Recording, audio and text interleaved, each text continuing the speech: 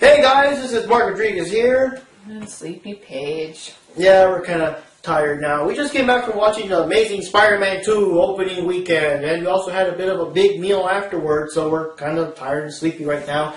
And before I start talking about the movie, I want to say hello to a good friend of ours named Fatima. I don't know if you've seen her channel before. I sent my list of cameo videos. I did guest on her channel once, and we reviewed this manga called Akumetsu. So now, hey, she's coming back. Now she's going to guest star on our channel to help us review the movie. Hey, how's it going, Fatima? Thanks for coming on.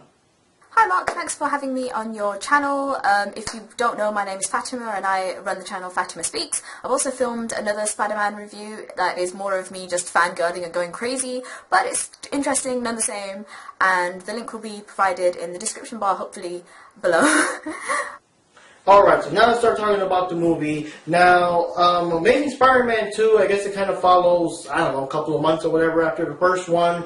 And, I mean, there's all these things happening all at once. I guess some of the major plot points involve that Peter Parker's feeling guilty because if you guys seen the end of the first movie, like, Gwen Stacy's dad told him to please stay out of her life so she doesn't fall into danger and stuff like that. So now he's feeling guilty about possibly putting her into danger. We have more information, more mysteries. And how that's happening is because Peter can see obviously it's not there, but it's just like his imagination. He sees Gwen's father like in his police uniform. I was wondering what the heck it was. I was like, because I forgot the father, what he looked like. So I was wondering why he's sort of looking so suspicious at this random guy. And then eventually I realized that's the father. Well, I asked him who that guy is, and he's like, explain that's a father. And then I had my dad and his girlfriend, his wife, fiance, and he was asking me what's that about, and I'm just like, the father. Yeah, it was interesting there. But then we also have more mysteries behind Peter's parents, what happened to them, why they disappeared, and everything like that. And then, of course, we have more suspicious stuff with Oscorp. We have this geeky, nerdy Max Dillon, played by Jamie Foxx. And I haven't heard about him for a long time. I was surprised to see his name in the credits, and he's one of those bad guys you kind of feel bad. He's like the loner type, and he gets so excited when he actually give him credit for something, or even remembering his name. He gets excited, especially remembering his name. You remembered my name. Yeah, he was like, I guess, like the loner type. Yeah, that you would never know of. Yeah, and he had, tragic accident and everything, and he would eventually become Electro. He worked at Oscorp for the electric and engineering. He's very knowledgeable about that, and what brought him into the accident is because he was working on the grid there. That comes later in the movie. He built the grid, which no one gave him credit for. Yeah, that too. Plus, that's what powers the whole city of New York, and he uses that against the city. Yeah. And then later on, we're also introduced to Harry Osborn, which is Norman's son. Okay, well, Harry's soon going to be dying of the same disease, and it looks like Harry a lot faster. He's like a lot faster because he's still like a kid, and he's like already like suffering the effects so like fast or something. You know? Maybe his father jinxed him.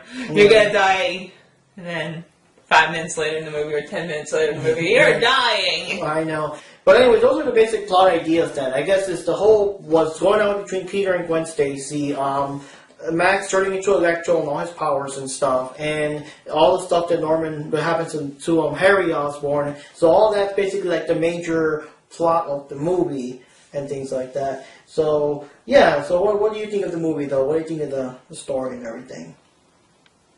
I kept hearing the movie was horrible. Even this one person on my Facebook's like, it was a worst 2 hours of my life. It wasn't too bad. I'm not a big Spider-Man fan. I don't read the comics. I only watch the movies. And I watch the cartoon. I only caught it a couple times because Mark forced me to watch it. But It was a good movie if you don't really know too much about Spider-Man. So I didn't know too much about like the plot and like the major plot point at the end. Electro or Max. Max was, I felt bad for him. I really, truly did. I kind of hope he would like pull through it. I knew, even though I know he was going to be the villain of Spider-Man, I'm like, please pull through this, please. I felt bad for him.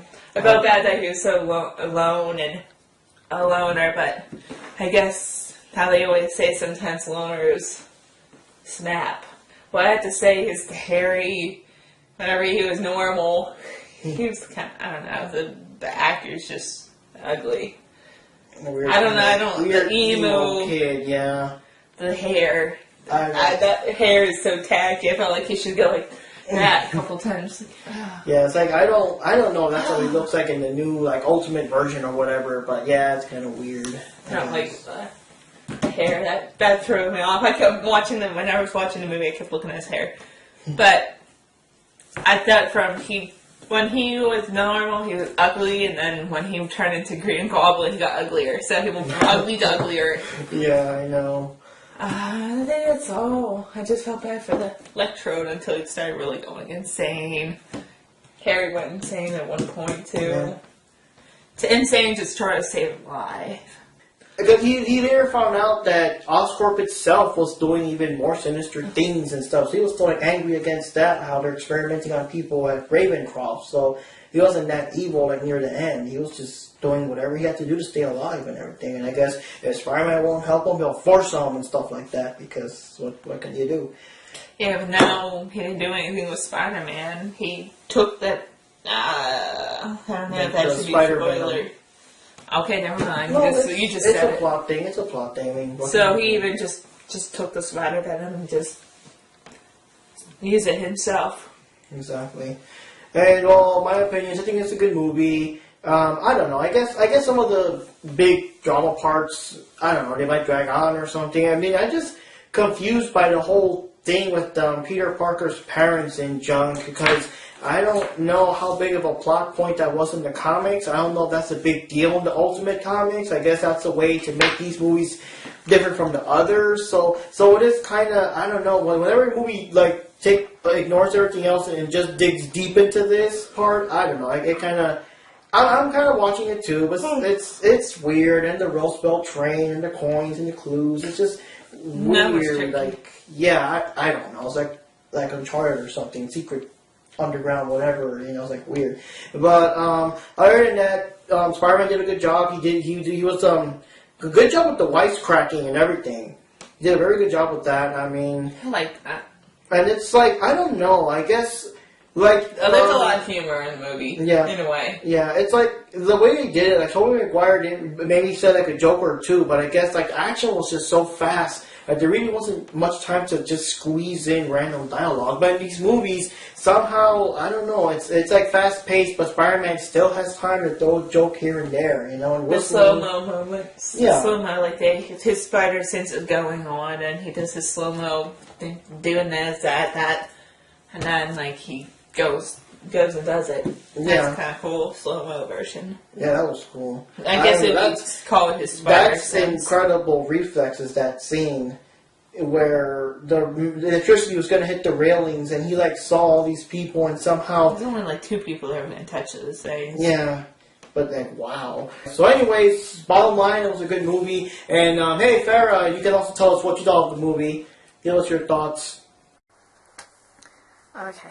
So initially, I really enjoyed the film. I watched it both in 2D and 3D, and I liked it both. But 3D, the only issue I had was the fact that because I wear glasses normally, my eyes had no idea where to focus, and the effects were okay for your action, but when it came to other stuff, it wasn't really needed. You don't really need to watch it in 3D, basically. The good things about the film is that I actually liked the fact that Peter Parker was still sassy as hell, and his character development paralleled everything that was going on at the time. He responded the way a normal young adult would, and him and Gwen Stacy, their relationship and the whole arc was just... them two together, their chemistry is genuinely ridiculous. It's so good, and it's just mental, and I loved it, and I wanted to cry along with them, basically. Secondly, Jamie Foxx as Electro was bloody brilliant. I just have to say that, like, he was absolutely fantastic. He managed to capture Max Dillon's vulnerabilities and being a social outcast, but at the same time managed to do Electro as a complete badass at the end, but still maintaining that Max Dillon has something wrong in his head. And I don't mean as a thingy, just in general, like, he has some serious issues, and that didn't change when he became Electro, but it amplified because he had the power. Another thing would be Dane DeHaan's performance as Harry Osborn. Oh my god. Just, oh my god, like, he managed to do the trust fund baby thing really well at the beginning when he's just like, oh, yes, models and shit, yeah, but oh my god, like, as the film progressed, then you could see that he got into it, he got into the role, and he killed it, playing somebody who thinks they're gonna die, and they essentially see the horrible death that their dad had, and just trying to find any resource available to save your own life. He did it really well, and I really empathized with his character, and I really liked him, especially considering I don't like Harry Osborn in general. Like, just as a rule, like, in the cartoons and James Franco's Harry Osborn, I just found him to be a little bitch. But in this one, I actually was able to see why he was the way he is. Okay, something that I didn't like was that there wasn't a lot of Harry and Peter moments, and I really wanted, because Dane DeHaan and Andrew Garfield work so well together, and I really wanted to see the more moments with them too. I wanted to see just more of them, their bromance. Okay, one final thing that I'm going to say about Spider-Man is that I loved the foreshadowing throughout the whole bloody film. Like, I think anyone who's a comic book fan just simultaneously throughout the film was going completely mental. Because first, the character Felicia was introduced. I didn't even know. Black Cat is fucking amazing, and Felicia Hardy, Black Cat, that's going to happen soon, so that's going to be great. I mean, God, Black Cat's amazing, like, and if they do her right and they make her some strong, sassy cat burglar who ain't got no thing and will, you know, challenge Spider-Man on every level, that will be great. The Sinister Six, because, you know, with the creation of Harry Osborn and Electro, and the fact that they show Dr. Otto Octavius' arms, and the Vulture's wings, and Rhino's suit, and that is just really, really, yeah. Okay, to this point on, if you don't want to hear the spoiler, mute it now. Well, I might have a little sign that says unmute the thing, or it's safe to listen now, kind of thing, after we're done. Okay. Yeah. That sounds fair enough. And this is, I mean, I know that most comic book fans would already know this, but still, there's a lot of people that didn't. He told me, but I completely forgot. Yeah, there's lots of people that didn't. But, okay, so major spoilers for the people that don't know, but still, that they actually, I mean, Gwen Stacy actually dies in the movie. And unlike... Good riddance, I don't care for Emma Stone. Unlike previous movies... they didn't dance around it. They didn't sugarcoat it. They didn't have Spider-Man somehow save her. No, she died, and I was like, I mean, well, I saw foreshadowing because even at the beginning of the movie, she was making the whole speech about you only live once, your life is short, make the best of it. So you're kind of like, I don't know why I said that. That's horrible. Yeah, and everyone that knows about Gwen Stacy knows that that's what she's basically famous for dying. So I kind of saw that coming. But that's wow, famous. Yeah, I know. I don't really know how long she was in the comics before. I just know she's known for being Spider-Man's big love at first. But anyways, the main thing is when the scene happened in the clock tower thing. And she started, and it was like Green Goblin fighting against Spider-Man, and she started falling. At first, I was like, "Oh crap, here it comes," and everything. But then all I hear is like something like, "Oh my gosh, it's coming!" I'm like, "Wait, what? What's coming?" Exactly. When Spider-Man shoots out the webs at her, and it goes into super slow motion as the web is going at her, I'm like, "Oh my god, they're actually gonna do this! Oh my god!" Then the web got stuck on her. She kept falling anyway, and I'm like, "Oh, here it comes," and then snap. Actually, whenever I first saw it, I thought it was like she actually hit the floor, but from what Mark said, she just got snapped back up. It stopped like at least a couple inches away from the floor. Well, I thought she actually hit the floor and bounced off. That's what I thought. Yeah. But from what he explains, she didn't hit the floor. She just got whiplash. Yeah. And for most people, the worst part of whiplash. Yeah, I know. But that's the most part for people that don't know. I'm here, so I'm going to show a little comic from an actual comic here. Thanks for covering up my face. I don't know if you did it. But, you point toward my face like it's going to be... But anyways, in the original comic, People that don't know, that they just think like, oh, she fell to her death, but that's how it happened. She was knocked off a bridge, but Green Goblin dropped off a bridge, the web caught her leg or something, but the whiplash snapped her neck anyway. And the movie, it still did that. And it was just so graphic. I mean, it was graphic. The way.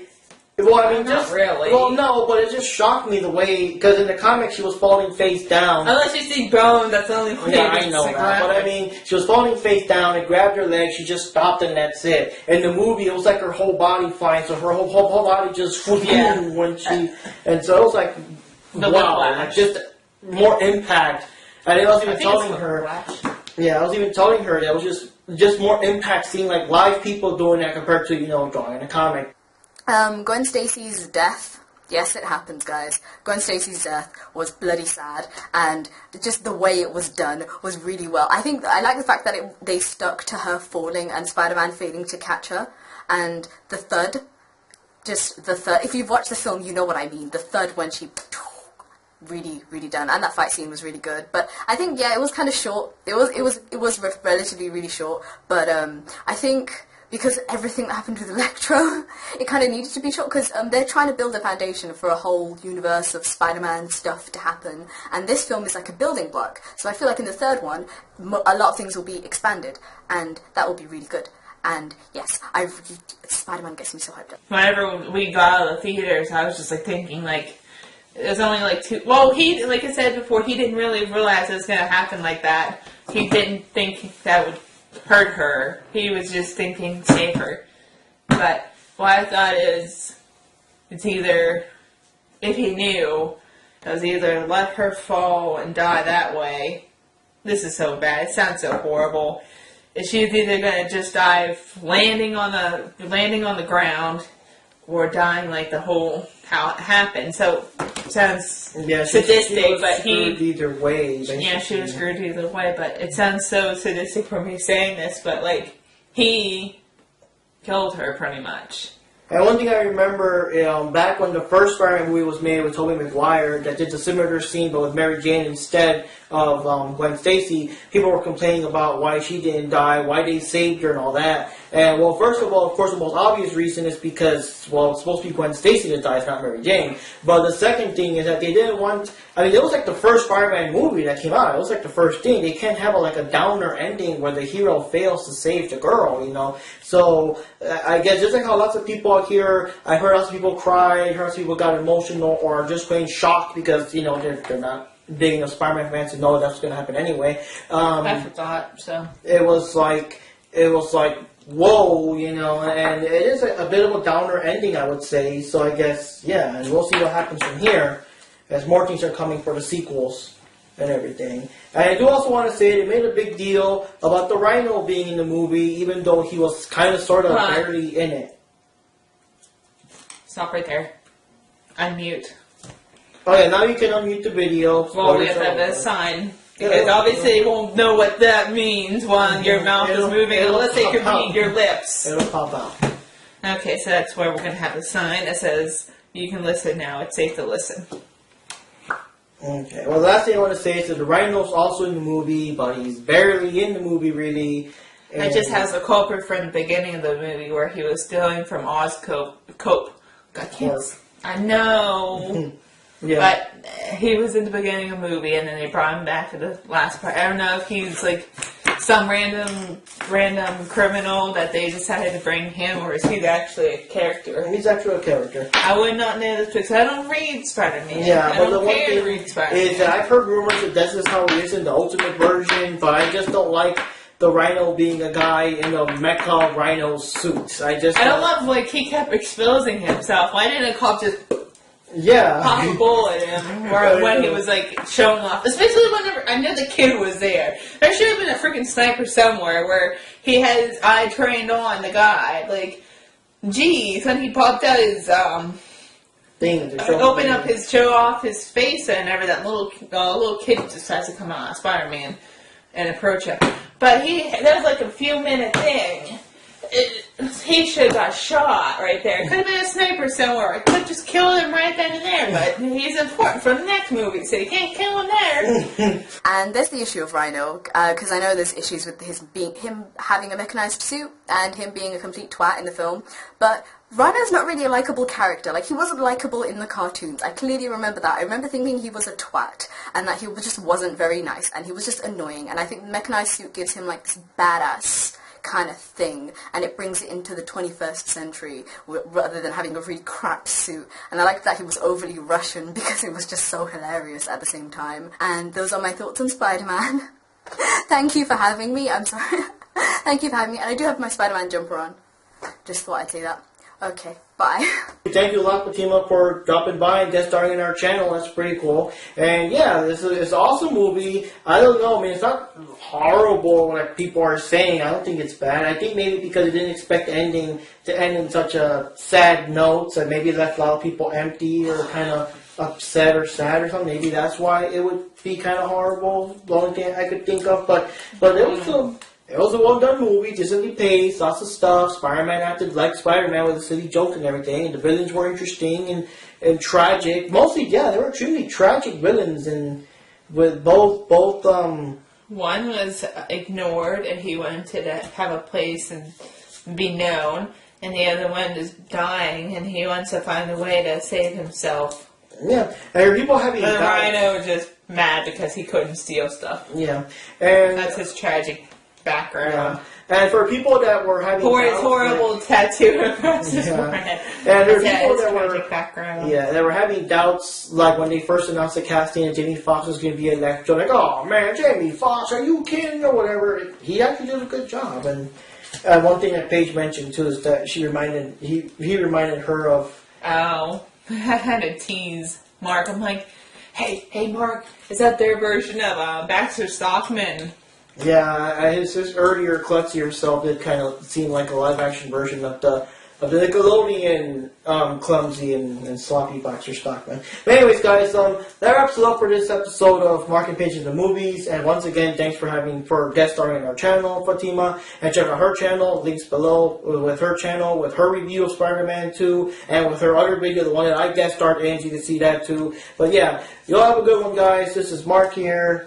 We already did our names. I don't want to do it again. Just in case they forgot. Paige. There you go. And we'll be seeing you at the movies.